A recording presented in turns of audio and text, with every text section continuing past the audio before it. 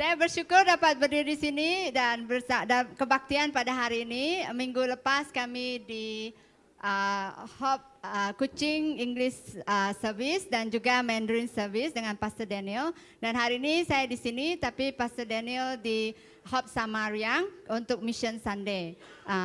Kami bersyukur karena setiap kita dapat melayani Tuhan, dapat berkumpul dan memuji Tuhan dimanapun kita berada.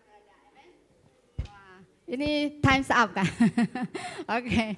Jadi saya sangat bersyukur dapat berjumpa dengan kalian semua di sini. Karena satu perkara yang saya selalu nantikan setiap Ahad adalah berkumpul dan memuji Tuhan, menyembah Tuhan bersama saudara-saudari seiman. Karena ini adalah masa di mana kita dapat tinggal di dalam hadirat Tuhan. Amen. Jadi saya mau mendorong setiap kita selalu datang pada hari Ahad dengan satu ekspektasi, satu kerinduan. Tuhan, saya mau menerima daripada Engkau hari ini. Tuhan, saya mau memberkati seseorang hari ini. Amin. Oke, jadi kita mau berpulang dengan membawa berkat-berkat daripada Tuhan. Karena Tuhan terlebih rindu untuk memberkati kita. Kalau kita sudah dipenuhi dengan hadirat Tuhan, dengan firman Tuhan, dengan kasih Tuhan, saya katakan itu cukup untuk kita semua. Amin. Karena di luar sana kita akan menghadapi banyak perkara. Karena itu jangan lepaskan kesempatan untuk dapat datang ke gereja. Boleh beritahu sebelah kanan kiri kalian, ingat untuk datang ke rumah Tuhan. Dan kalau hari ini kalau kamu lihat kawan-kawan kamu, keluarga kamu yang tidak hadir hari ini, boleh kamu tolong saya, tolong pastor dan tolong unit leader untuk teks atau beri WhatsApp message kepada mereka. Apa kabar hari ini? Saya berdoa untuk kamu. Amin? Boleh? Boleh? Amin. Oke, hari ini kita akan melihat lanjutan daripada siri memberi kepada Tuhan, yaitu tajuk pada hari ini adalah mengumpulkan harta yang kekal. Slide belum keluar. Mengumpulkan harta yang kekal. Oke, kita selalu ini sangat sesuatu yang sangat dekat dengan kehidupan kita karena ini adalah bagian daripada kehidupan kita, yaitu tentang uang. Oke, mengumpulkan harta yang kekal. Apa yang Tuhan katakan tentang mengumpulkan harta yang kekal? Mari kita semua bangkit berdiri. Kita akan baca daripada Matius 6 ayat 19 sampai 24. Oh yuk, slide kesejukan hari ini.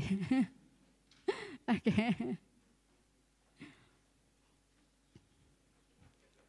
Ada kan? Oke, kalian bawa Alkitab masing-masing? Ada. Oh, ini saatnya untuk pastikan kalian bawa Alkitab ke gereja. Kalau kamu tengok sebelah kanan kiri kalian tidak ada, kalian boleh kongsikan. Kita akan baca bersama-sama. Oke, Matius 6 ayat 19 sampai 24. Janganlah kamu mengumpulkan harta di bumi. Di bumi gengat dan karat merusakkannya, dan pencuri membongkar serta mencurinya. Tapi kumpulkanlah bagimu harta di surga. Di surga gengat dan karat tidak merusakkannya, dan pencuri tidak membongkar serta mencurinya. Karena di mana hartamu berada, di situ hatimu berada.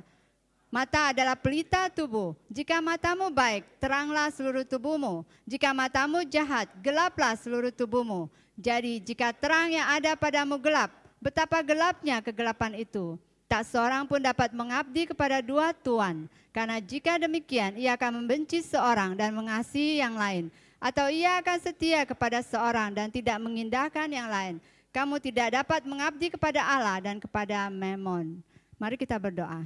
Tuhan, terima kasih, kami percaya bahwa firman-Mu berguna untuk mengajar, mendidik, dan memperbaiki setiap kami. Agar kami semua dibentuk dan diperbaiki untuk perbuatan baik Tuhan. Kami berdoa pada hari ini, buka hati kami untuk menerima firman-Mu. Seperti tanah yang subur Tuhan Bapa, untuk bertumbuh dan melakukan dan mengaplikasikan firman-Mu. Dan pakailah hamba-Mu sebagai alat-Mu untuk menyampaikan firman-Mu. Dan Engkaulah saja yang berbicara pada setiap kami. Terima kasih dan setiap kami akan pulang berkat-berkat yang daripada Engkau Tuhan. Di dalam nama Tuhan Yesus kami menjawab syukur. Amin. Silakan duduk. Apabila masa pandemik, siapa masih ingat masa pandemik? Oke, masa itu kerajaan mengarahkan perintah berkurung, betul? Dan pada saat itu semua sangat takut dan kita semua takut tentang penyebaran penyakit, dan pada saat itu sebelum perintah pengurungan, apa yang terjadi? Semua berbondong-bondong pergi ke supermarket. Ada pergi Viva City, IMA, dan segalanya. Semua membeli barang-barang keperluan. Sampai toilet paper pun tidak cukup. Oke, kenapa? Karena semua membeli banyak barang untuk di stok dekat rumah. Saudara-saudari, kalau kita ingat imbas kembali daripada apa yang kita lakukan pada saat kamu beli stok di supermarket ataupun di IMA atau Viva City ataupun Everrise. Kadang kalau kita imbas kembali, sebenarnya apa yang kita lakukan saat itu bertindak keterlaluan, betul tidak? Kita beli kan dengan pastikan cukup, lebih daripada cukup untuk keluarga kita. Amin. Walaupun pemerintah katakan beli secukupnya karena akan ada masa untuk beli lagi dan sebagainya. Tapi kita semua, banyak di antara kita kalau kita mau mengaku, kita beli sangat banyak, sangat selfish untuk beli. Kan hari ini mungkin kalau kamu tengok storeroom kamu, masih adakah barang yang kamu beli masa pandemik? Masih ada. Kemarin saya buat housekeeping, last week saya buat housekeeping on leave untuk housekeeping. Saya tengok masih ada yang spray sanitizer, masih ada sampai expired, satu kaleng, satu tin. Saudara-saudari, itulah manusia. Banyak kali kita memiliki keegoisan, kita mementingkan diri, kita melakukan sesuatu, dan mungkin kita menyimpan barang-barang atau membeli sesuatu lebih dari apa yang kita perlukan. Amen. Jadi semua yang kita lakukan, pattern pribadi kita banyak kali disebabkan karena psikologi daripada kehidupan kita ataupun kejadian-kejadian dalam kehidupan kita yang membentuk siapa diri kita hari ini. Boleh slide berikutnya berikutnya. Oke, akar dari psikologi daripada kebiasaan mengumpul harta ataupun barang-barang, yaitu pertama yaitu biasanya disebabkan karena rasa tidak aman. Di mana kita merasa ketakutan atau kebimbangan kalau kita tidak cukup. Ataupun kita merasa ketidakbahagiaan. Kalau saya tidak memiliki ini, saya tidak akan bahagia. Atau kita akan katakan, kalau saya memiliki ini, saya akan merasa bahagia. Tapi saya katakan saudara-saudari, kalau kita melihat barang itu dapat membuat kita bahagia, kamu akan dikecewakan. Karena pada saat kamu memiliki satu, kamu mau dua. Dan pada saat kamu memiliki dua, kamu rasa kamu akan bahagia kalau kamu memiliki tiga. Itulah kemanusiaan. Jadi apalagi akar psikologi kebiasaan mengumpulkan harta itu perfeksionisme. Di mana kita merasa kalau saya harus siapkan diri saya dan tidak akan ada kesalahan. Contohnya kalau kamu pergi marketing. Oke, saya beli untuk 1 minggu. Pastikan itu 1 minggu sudah cukup. Dan banyak kali kalau saya dengan Pastor Daniel pergi supermarket, dia akan beli secukupnya. 1-2 hari cukup. Saya juga beli seminggu karena saya perfeksionis. Saya tidak, tapi dia lebih kepada praktikal. Beli yang cukup dan kalau tak cukup beli lagi. Dan banyak kali saya merasa dan saya mengalami banyak kali di freezer atau fridge. Banyak sekali makanan ataupun vegetable yang rusak, tidak dimakan. Betul kah? Tidak masak. Betul ibu-ibu? Dan saya selalu bertobat. Oh, saya tak boleh buat lagi. Saya akan bertobat. Dan berikutnya adalah pengalaman sekanak-kanak. Di mana pada masa kanak-kanak mungkin kamu tidak memiliki apa yang kamu inginkan. Ataupun ada orang mengambil barang daripada kamu. Itu menyebabkan kamu ada satu akar psikologi di mana kamu merasa saya harus simpan barang ini. Simpan sampai sebaik mungkin. Sampai bertahun-tahun. Saya ada satu boneka. Saya masih ingat itu dulu masa kecil kami di Jakarta. Jarang sekali saya minta boneka dari mama. Tapi satu hari saya sangat suka dengan boneka itu. Kalau boneka itu kalau di press itu akan katakan I am Liza, ada bunyi. Oke. Jadi dan boneka itu saya simpan sampai umur 12 tahun. Dan mama saya cakap itu boleh bagi orang sudah. masih bagus. Itu satu perkara, masih bagus saya simpan dalam kotak. Kalau saya main sampai saya balikkan dalam kotak, masih bagus. Mama cakap, boleh kamu sudah bagikan orang lain, adik, cousin kamu. Karena kamu sudah umur 12 tahun, kamu tidak akan main lagi. Tapi ada sentimental value ya dalam diri saya. Sampai akhirnya saya perlu katakan, oke, saya bagi cousin saya.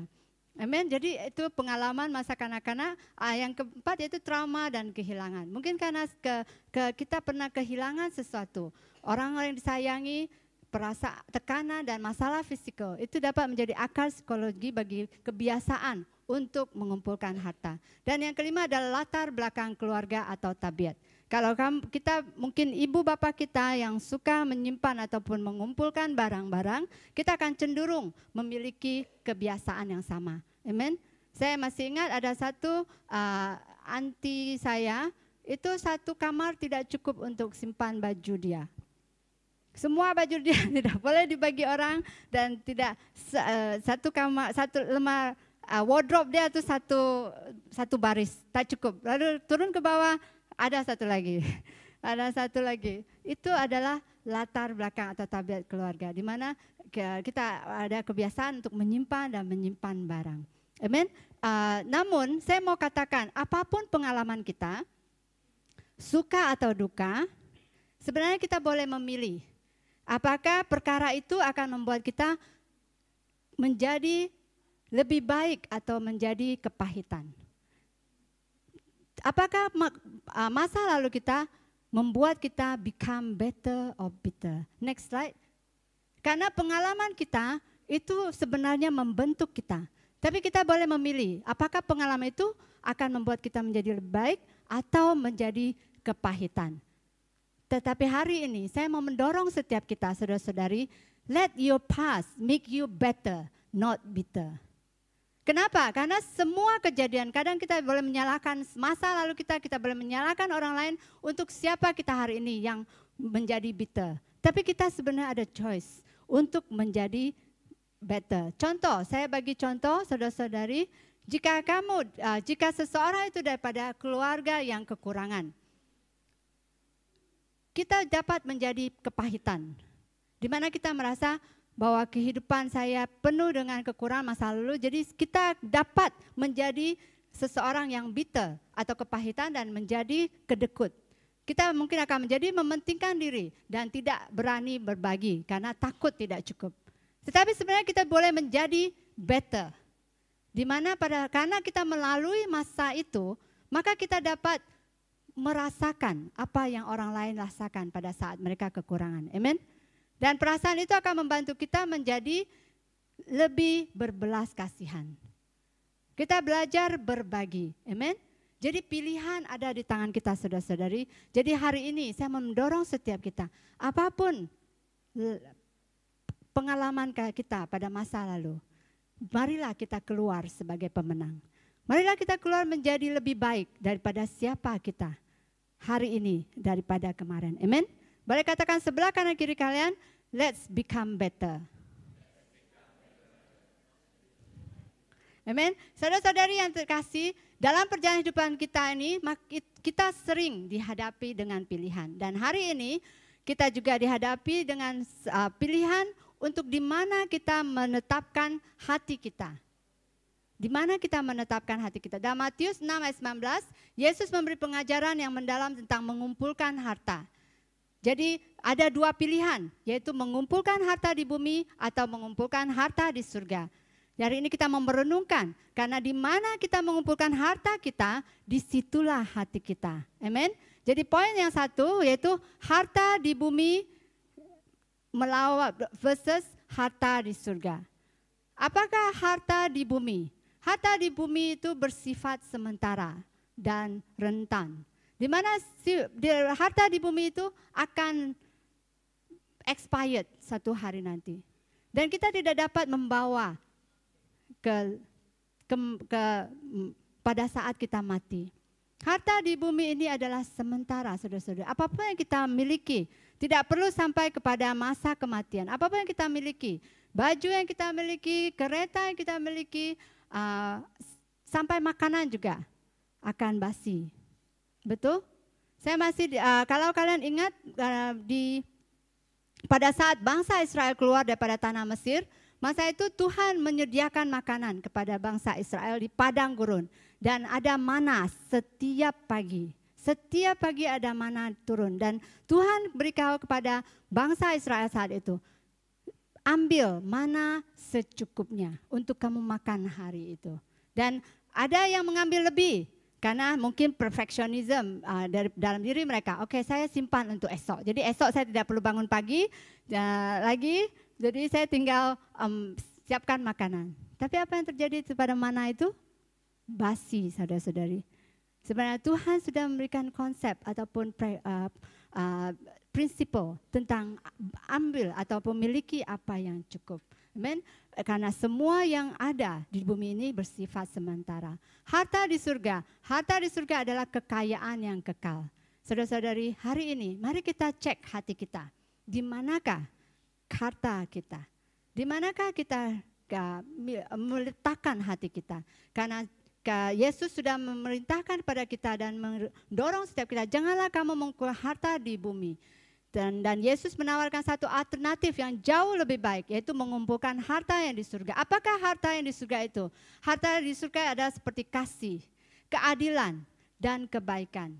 Setiap kita boleh mengumpulkan harta di surga dengan menunjukkan kebaikan, kasih, dan keadilan. Karena semua ini adalah bagaimana kita mengumpulkan harta di surga. Dan harta di surga ini tidak akan lenyap begitu saja. Tidak bersifat sementara. Saya bukan katakan pada saat kamu akan hidup kekal, pada saat kamu akan meninggal.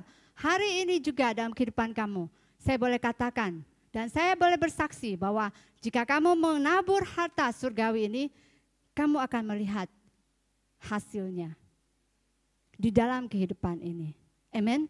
Saya masih banyak kali pada saat kita memberi kepada orang lain, kita menerima lebih daripada Tuhan. Amen. Kalian mengalami dalam kehidupan kita pada saat kita menabur kasih. Saya banyak beri kesaksian. Ada seorang yang memberi kepada seorang ibu yang membantu satu anak. Pada saat itu dia mencuri karena dia mencuri daripada tempat itu obat untuk karena bapak dia sakit di rumah. Dan saat itu karena dia pemilik itu menunjukkan kasih belas kasihan dan dia katakan ini saya berikan kepada kamu dan dia berikan lagi satu minuman kepada anak itu. Dan beberapa tahun kemudian ibu tersebut menghadapi penyakit dan dia pergi rumah sakit dan dia tidak ada uang untuk pembayaran treatment dia. Dan ternyata pada saat dia melalui operasi itu dan segalanya dan kemudian bil keluar ditulis di sana lunas. Sudah dibayar. Dan ternyata dokter yang merawat dia adalah anak kecil yang didapati mencuri obat tetapi dia melepaskan dia bahkan dia memberi dia satu minum. Saudara-saudari, inilah harta surgawi. Apa yang kamu berikan kepada orang lain, apa kasih, kebaikan, dan juga belas kasihan itu tidak akan pernah merugikan kamu. Amin. Mari katakan kepada orang sebelah kiri kanan kalian, berilah harta, kumpulkanlah harta surgawi. Amin. Oke. Yang kedua, poin yang kedua, mata sebagai pelita tubuh. Mata sebagai pelita tubuh. Yesus kemudian menggunakan metafora mata sebagai pelita tubuh. Katakan jika matamu baik, teranglah seluruh tubuhmu. Jika matamu jahat, gelaplah seluruh tubuhmu. Melambangkan pandangan hidup kita. Pandangan hidup kita, cara kita melihat dunia. Jadi mata kita harus fokus kepada perkara yang betul. Hal-hal yang baik, hal-hal yang mulia. Maka seluruh hidup kita akan dipenuhi dengan terang. Jika mata kita fokus kepada perkara yang tidak baik, maka kita akan dipenuhi dengan kegelapan. Kita akan memiliki segala kecemburuan, keserakahan, dan keinginan duniawi. Tapi pada saat kita memiliki mata yang sehat, kita akan melihat kebaikan kepada orang lain. Kita akan memiliki keikhlasan dan kita akan menjadi orang yang juga dermawan. Karena mata kita adalah pelita tubuh kita. Karena apapun yang kita lihat itu akan membentuk pemikiran kita. Saat kita melihat sesuatu keadaan. Contoh yang paling satu contoh yang saya dapatkan daripada firman Tuhan yaitu orang Samaria yang lewat. Ada seorang yang terlantar karena dirompak. Ada yang lewat, seorang imam. Dia lewat saja dan dia katakan kasihan. Tapi dia jalan terus. Karena saya perlu pergi meeting. Okay. Ada satu lagi yang lewat. Dan dia katakan pada saat dia melihat mata dia berpikir, kalau saya tolong nanti itu mungkin scam. Kalau saya tolong nanti itu dia malah membunuh saya, mukul saya ataupun merompak dari saya dan dia berlalu. Tapi ada seorang Samaritan yang lewat dan apa yang dia lakukan? Dia menolong orang tersebut. Amin. Saudara-saudari, inilah mata yang sehat. Pilih mata adalah jendela jiwa kita. Jendela jiwa kita. Di Amsal 20 slide berikutnya, Amsal 11 ayat 25 dikatakan, siapa banyak memberi berkat, diberi kelimpahan. Siapa memberi minum, ia sendiri akan diberi minum. Amin. Dan Amsal 14 ayat 30 dikatakan, hati yang tenang menyegarkan tubuh, tetapi iri hati membusukkan tulang. Saudara-saudara, pilihlah mata kita. Bagaimana cara pandang kita. Pada saat kita melihat sesuatu, lihatlah dengan mata yang sehat. Pada saat kita melihat dengan mata yang sehat, kita dapat melihat kebaikan di dalam seseorang. Kita dapat melihat hal yang positif di dalam seseorang. Kita melihat keperluan seseorang. Kita bukan melihat keiri hatian ataupun kekecewaan ataupun kekesalan. Amin. Jadi jika cahaya dalam dirimu adalah kegelapan, betapa gelapnya kegelapan itu. Saudara-saudari, mata itu sangat penting. Cara pandang kita itu sangat penting. Kemurahan hati harus juga kita berikan dan kita lakukan dengan bijaksana. Lakukan dengan bijaksana. Di dalam kita memberi dengan mata yang sehat. Walaupun kita tidak memiliki banyak, pada saat kita melihat keperluan orang-orang di sekitar kita, kalau kita tidak dapat membantu dalam bentuk keuangan ataupun dalam bentuk material, kita boleh berdoa untuk mereka. Amin. Kita dapat berdoa untuk mereka. Saudara-saudari, ada satu kesaksian, ini baru-baru ini daripada satu keluarga. Satu keluarga ini terjadi sebelum GP24. 2 minggu sebelum GP24. Mereka satu keluarga. Anak mereka ada 9. Wah, 9 anak. Kamu bayangkan, pergi GP24. Oke, penginapan dan segalanya, tapi life group leader katakan tak apa, kamu pergi, kita akan pastikan kita akan tolong semaksimal mungkin. Tapi kamu berdoa juga. Mereka berdoa dan 2 minggu sebelum GP24, mereka pekerjaan daripada keluarga ini adalah menjual menjual umpan ikan. Dan malah 2 minggu sebelum itu ada competition. Memancing ikan. Dan anaknya mengikuti competition itu untuk memancing ikan. Dan saudara-saudari, apa yang terjadi? Dia dapat first prize dan ikan sebesar ini. Dan bukan itu saja, saudara-saudari. Dan kamu tahu apa hadiah daripada first prize? Rp5.000. Mari kita beri kemuliaan pada Tuhan. Ini benar-benar kisah seperti Yesus meminta Peter untuk pergi mancing untuk bayar teks. Dan dia ada 2 koin dinar untuk bayar teks itu. Saudara-saudari, Tuhan mau menyediakan pada saat kita memiliki mata yang sehat. 5.000 itu lebih cukup daripada untuk mereka pergi ke GP24. Amin. Dan saudari ini dan keluarga mereka ada di sini. Itu Sis Jenny dan keluarga. Beri kemuliaan pada Tuhan. Betapa besar kasih karunia Tuhan kepada setiap mereka. Amin. Di dalam kemurahan hati itu kita juga dapat di pihak lain, kemurahan hati itu bukan hanya untuk orang yang lebih berada dan daripada mereka yang tidak berada. Saudara-saudari, mata yang sehat itu juga kepada kita yang merasa kekurangan juga. Mata yang sehat di mana kita tidak merasakan bahwa saya harus memiliki apa yang orang lain miliki. Saya kalau tetangga ada rumah baru, ada tetangga ada bicycle baru, saya mau bicycle baru. Itu mata yang tidak sehat, saudara-saudari. Kalau tetangga ada anjing baru, kita mau anjing baru, istri baru, jangan.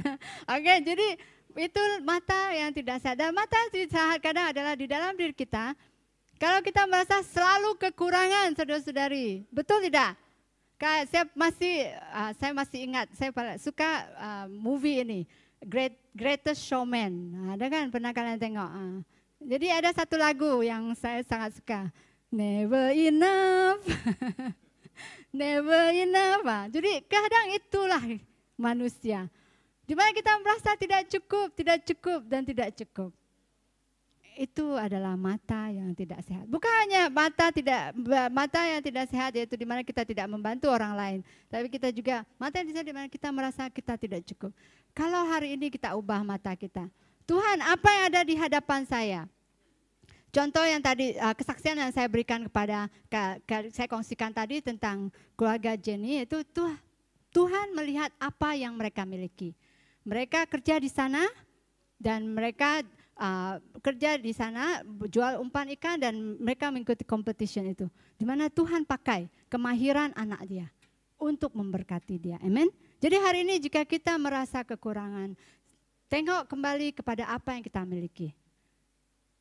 Tuhan tanyakan hari ini, what do you have? What is in your hand? Apa yang ada di tangan kamu? Dan Tuhan akan memberkati lebih dan lebih lagi dari apa yang kita miliki. Jadi persoalan yang perlu kita renungkan hari ini, next slide, bagaimana cahaya di matamu? Dan apa yang keluar darimu? Apakah itu terang atau kegelapan? Adakah kamu mentingin diri atau iri hati? Itu dua perkara. Apakah kita merasa apakah kita dapat memberi? Apakah kita merasa kita harus memiliki apa yang orang lain miliki? Jadi ini pertanyaan untuk kita semua. Kita renungkan karena soalan ini adalah untuk memeriksa diri kita agar kita memiliki mata hati yang terang. Dan dengan memiliki mata hati yang terang, itu akan membantu kita untuk berjalan di dalam terang, dalam kehidupan kita. Amin. Yang berikutnya, yang ketiga, yaitu mengabdi kepada dua Tuhan. Slide berikutnya, Yesus mengakhiri pengajaran ini dengan peringatan yang kuat. Tak seorang pun dapat mengabdi kepada dua Tuhan. Slide berikutnya. Kita tidak bisa melayani Tuhan dan melayani Mammon. Kita hanya dapat mengabdi kepada satu Tuhan saja. No one can serve two master. Karena kita akan membenci yang satu dan memilih yang lain. Saudara-saudari, kita tanyakan pada diri kita hari ini, apakah kita melayani uang atau melayani Tuhan? Salah satu tanda melayani Tuhan adalah persepuluhan dan hidup dalam kehendak-Nya. Saudara-saudari, persepuluhan itu bukan Tuhan sangat memerlukan uang kita. Persepuluhan itu adalah cara Tuhan juga untuk memberkati kita. Amin. Sampai hari ini saya katakan dari sekolah saya memberikan persepuluhan dan saya dapat merasakan berkat Tuhan. Bukan saya memberi persepuluhan untuk mendapat berkat, tapi saya memberi persepuluhan dengan sukarela dan saya melihat bagaimana Tuhan memberkati setiap apa yang saya lakukan. Oke, pada saat saya merantau ke Kuching untuk kuliah sini, masa itu pada saat pelayanan pelajar kami memerlukan kereta dan saya berdoa kepada Tuhan dan puji syukur karena saya minta yang paling dekat yaitu keluarga saya. Saya minta dengan keluarga saya, bolehkah saya bawa kereta ke Kuching? Dan puji Tuhan, keluarga saya membenarkan. Dan hari itu kalau kalian tahu ada kereta yang sebut Kijang. Pernah dengar kah? Kijang, Kijang. Kilat ingat ah. Oke, Kijang. Jadi saya bawa kereta Kijang ke Kuching. Kamu bayangkan itu 8 jam dari Singkawang, mungkin 12 jam saya bawa ke Kuching. Tapi puji Tuhan, keluarga saya kata ada driver yang akan bawa sampai kepada perbatasan, dan kemudian saya bawa dari perbatasan sampai ke Kuching. Dan saat itu saya menggunakan tidak pernah saya keluar memandu sejauh itu dari Tebedu sampai ke Kuching.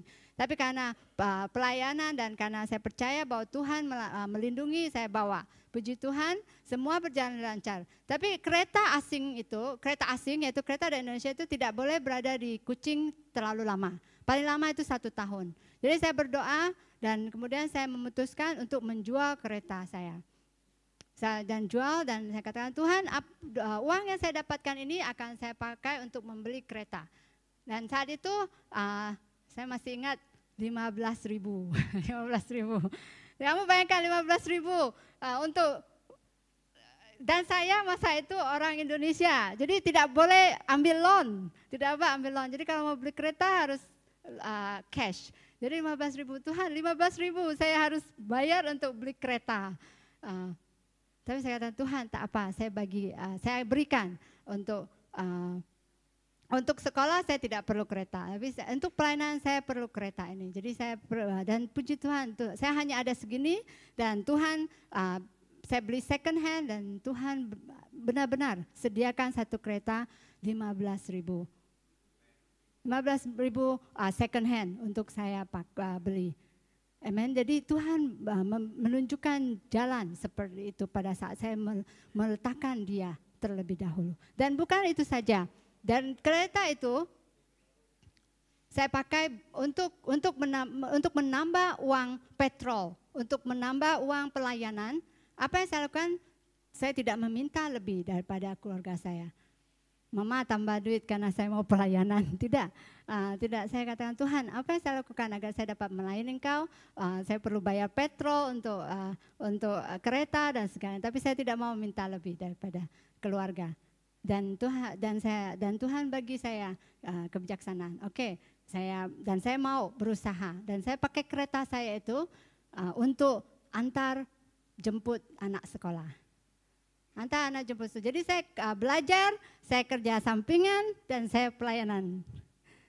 Kerja sampingan saya itu antar anak sekolah pulang, dan saya dapat pendapatan 100 ringgit satu orang, satu itu. Dan dari itu saya dapat uang untuk bayar petrol. Amin, saudara-saudari. Jadi dan hari ini saya masih sangat sentimental dengan kereta itu. Sampai tengah jalan stop. Tak mau saya jual. Tapi karena kereta itu juga lah saya berjumpa dengan Pastor Daniel. Jadi Tuhan memberkati pada saat kita memberi kepada Tuhan. Karena kalau kereta itu rusak, itu Uncle Jonathan, dulu ada satu uncle yang selalu tolong saya. Dia boleh berhenti tengah jalan. Karena itu kereta second hand jadi lama. Jadi berhenti tengah jalan itu keluar asap. Bayangkan. Kamu bayangkan seorang yang kehidupan saya di sana lumayan cukup menyenangkan, tapi di sini saya harus lewat masa itu. Macam mana ini? Tapi puji Tuhan ada Uncle Jonathan. Setiap kali stop di tengah jalan, kamu bayangkan panas, malu dan segalanya. Tapi dia selalu setia datang. Dan satu hari dia datang bawa Pastor Daniel. Dan dari situlah dia mulai membantu sis. Kalau dia cakap, kalau kamu ada masalah dengan kereta, panggil saya. Dan dari situ Tuhan membangun perhubungan kami. Amin. Jadi saudara-saudari, Tuhan pada saat kita meletakkan Tuhan, melayani Tuhan, maka Tuhan akan memberkati dan juga Tuhan akan membuka jalan bagi kita. Amin. Karena itu penting bagi kita mengekalkan perspektif yang benar tentang uang. Saya katakan tadi, saya kongsikan tentang saya memiliki apa yang kita miliki, uang itu. Pada saat saya memiliki 15.000 pada saat itu, saya lihat uang itu sebagai alat. Sebagai alat untuk saya bagaimana dapat melayani Tuhan. Dapat pakai uang itu untuk melayani Tuhan. Karena itu kita perlu berhati-hati. Kadang kita memiliki uang dan kita tanpa kita sadari kita menjadi hamba uang. Di mana kita membelanjakan lebih banyak dari apa yang kita miliki atau kita menyimpan uang kita untuk tidak kita pakai. Karena kita takut kalau uang itu kita akan habiskan. Dan kita tidak memiliki uang. Saudara-saudari, jadi jangan kita melihat uang itu sebagai Tuhan atau Tuan. Tapi lihat uang itu sebagai alat pertukaran. Ataupun alat yang dipakai untuk memenuhi keperluan kita. Karena uang itu memang penting. Tetapi kita perlu mengawal diri dalam menggunakan uang. Jangan kita berhutang. Karena kita memiliki lebih. Ataupun jangan kita tidak memberi kepada orang lain ataupun memberkati orang karena kita mau menyimpan keuangan kita. Karena ketamakan kita akan membuat kita merusak kehidupan kita dan juga kehidupan orang lain. Amin. Kalau kita menjadikan uang sebagai tuan kita, kalau kita mulai menghambakan uang, menjadi hamba uang, maka kita akan memiliki fantasi. Kalau kita memiliki banyak, maka kita akan memiliki kehidupan yang lebih baik. Tidak, saudara-saudari. Kalau contohnya untuk persepuluhan juga. Kadang kamu berasa, oh saya memiliki pendapatan hanya kecil saja. Tuhan, saya hanya ada 500 pendapatan saya. Jadi kalau persepuluhan 50. 50 itu mungkin tidak cukup. Kalau nanti tidak cukup data untuk saya main game. Tapi kalau Tuhan tunggu saya lebih banyak gaji saya. Dan baru saya beri persepuluhan. Saudara-saudari, kalau kamu memiliki gaji lebih dan lebih lagi, suatu hari kamu cakap, Tuhan tunggu gaji saya lebih banyak baru saya dapat. Tapi kamu tahu, kalau kamu gaji lebih besar, pengeluaran kamu juga akan lebih besar. Amin. Dan juga pada saat kamu memiliki gaji lebih besar, kalau kita tidak dapat memberi pada saat kita hanya memberi 50 ringgit saja kepada Tuhan, kamu bayangkan apa perasaan kamu pada saat kamu punya gaji 10.000. Berapa persepuluhan? 1.000. Kalau kamu sangat memperhatikan menjadi hamba uang, kamu 50 saja sulit untuk kamu berikan. Bayangkan kalau kamu memberi 1.000. Pasti kamu katakan, Tuhan terlalu banyak Tuhan, saya kasih 500 saja. Atau saya kasih 300 saja, amin. Kadang itu akan menjadi godaan dalam diri kita, saudara-saudari. Dari saya sekolah, saya mulai memberi. Saya ada uang allowance 500. Memang tidak perlu atau bukan suatu kewajiban. Tapi saya tetap bagi dari uang allowance saya bagi 50 kepada gereja. Karena itu saya tahu itu saya bagi untuk Tuhan, bukan untuk gereja, tapi untuk Tuhan, dan gereja akan membantu untuk mengurus keuangan Tuhan. Dan dari situ saya belajar setia, dan setiap kali saya masih ingat pada saat saya mau pergi ke Thai Camp, Tuhan memberikan orang yang memberi kepada saya untuk dapat pergi Thai Camp masa itu, 700 ringgit saat itu untuk dapat pergi ke Thai Camp.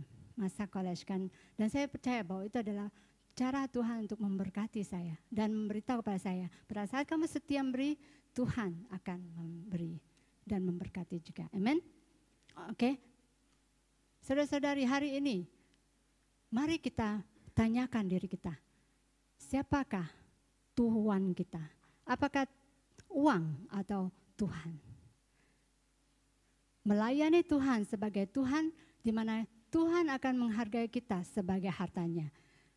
Dan kita menghargai gereja dan kawanannya.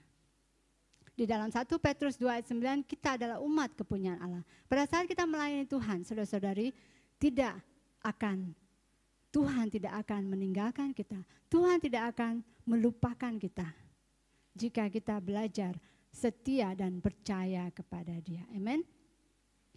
Sebagai kesimpulan, saudara-saudari, mari kita renungkan di mana kita menetapkan hati kita hari ini.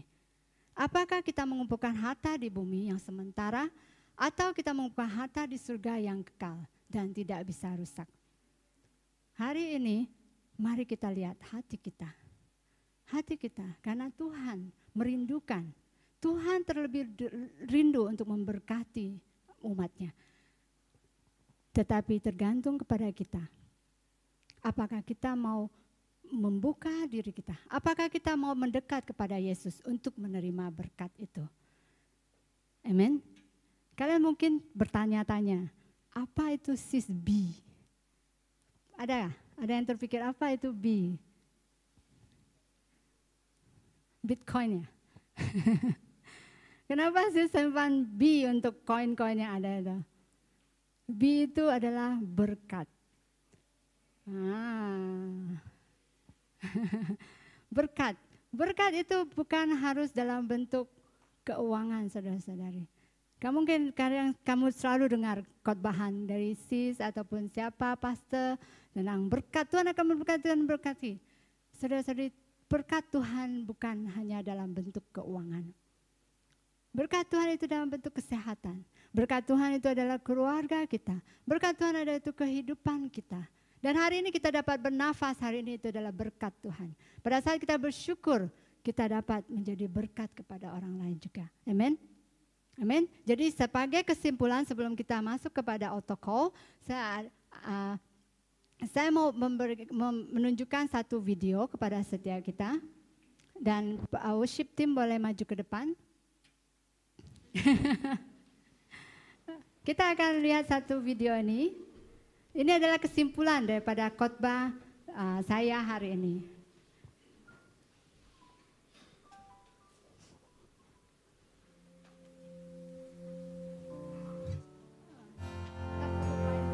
Kita perlu main musik dulu. Sudah? Boleh mulai?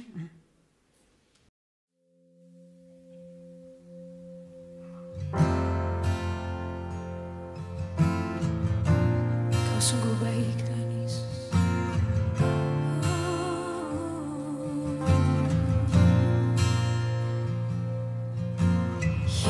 Yesus, Kau sungguh baik. Yesus, namamu indah. Yesus, ku cinta Kau selalu. Ku tinggikan, ku agungkan selamanya. Panggil namanya Yesus. Yesus, Kau sungguh baik. Yesus, namamu indah. Yesus, ku cinta Kau selalu. Ku tinggikan, ku agungkan selamanya. Ku mau memuji-Mu, ku selalu puji-Mu. Ku mau menyembah-Mu, ku selalu sembah-Mu. Kau yang layak terima semua pujian, kemuliaan hanya bagi Tuhan. Berikan tepuk tangan buat Tuhan Yesus. Haleluya. Oh Yesus, Kau sungguh Yesus, namamu indah. Oh Yesus, ku cinta Kau selalu. Amin, saudara-saudari. Dari video itu adalah kesimpulan daripada khotbah hari ini. Bagaimana kita, pada saat kita merasa kita perlu mencari untuk keperluan hidup kita. Tapi sebenarnya apa yang kita perlukan, semuanya disediakan, tersedia di dalam Yesus. Don't seek for the gift, but seek the giver. Karena Tuhan terlebih rindu.